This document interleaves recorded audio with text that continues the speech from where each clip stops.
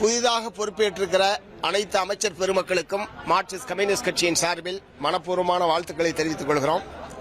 அதே மாதிரி முதல் முறையாக தமிழக வரலாற்றில் ஒரு 7 பட்டியல் சமூகத்தை சார்ந்தவர்கள் அமைச்சராக பதவியேற்றிருப்பது என்பது வரவேற்கத்தக்க நல்ல முன்னுதாரணமான நடவடிக்கை.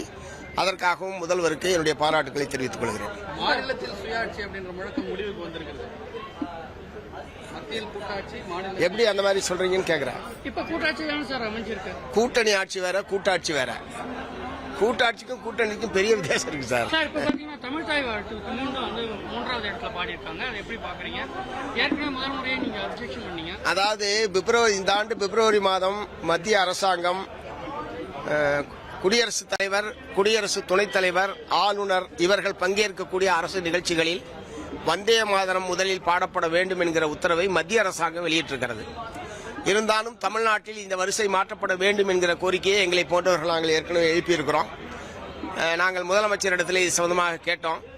அதற்கான முயற்சிகளை நாங்கள் மேற்கொண்டோம். ஆளுநரோடு பேசினோம். பட் ஆளுநர் அவர்கள் மத்திய அரசாங்கத்தின் உத்தரவு இப்படி இருக்கிற நிலையில் அதை நான் மீற முடியாது, ஆகவே மத்திய அரசுடைய உத்தரவின் அடிப்படையில் தான் நிகழ்ச்சியை நடத்த முடியும் என்று ஆளுநர் தெரிவித்து விட்டார்.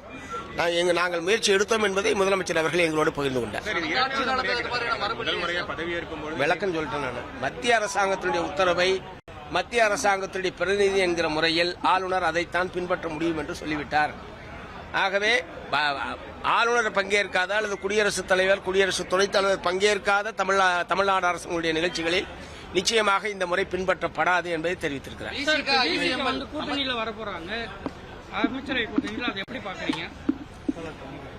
இல்ல, இந்திய யூனியன் முஸ்லீம் விடுதலை சிறுத்தைகள் கட்சி இரண்டும் அமைச்சரவையில் பங்கேற்போம் என்பதை பங்கேற்பார்கள் என்று நான் முழுமையாக நம்புகிறேன். அது வரவேற்கத்தக்க ஒரு விஷயம் தான். விளிம்பு நிலை மக்களுக்காக பாடுபடக்கூடிய ஒரு கட்சி இப்படி ஒரு வாய்ப்பு கிடைத்திருக்கிற போது அதை அவர்கள் பயன்படுத்துவது என்று அவர்கள் முடிவெடுத்திருக்கிறார்கள். அந்த கட்சி எடுத்திருக்கிற முடிவு அது. அதை நாங்கள் வரவேற்கிறோம்.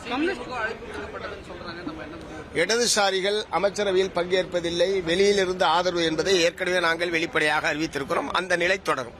இப்ப திமுக வந்து கூட்டணியில தொடருமா? திமுக கூட்டணியில அமைச்சரவையில் பங்கேற்கும் பொழுது இல்ல, அது அவர்கிட்ட தான் கேட்கணும். தோழர்கிட்ட கேளுங்க.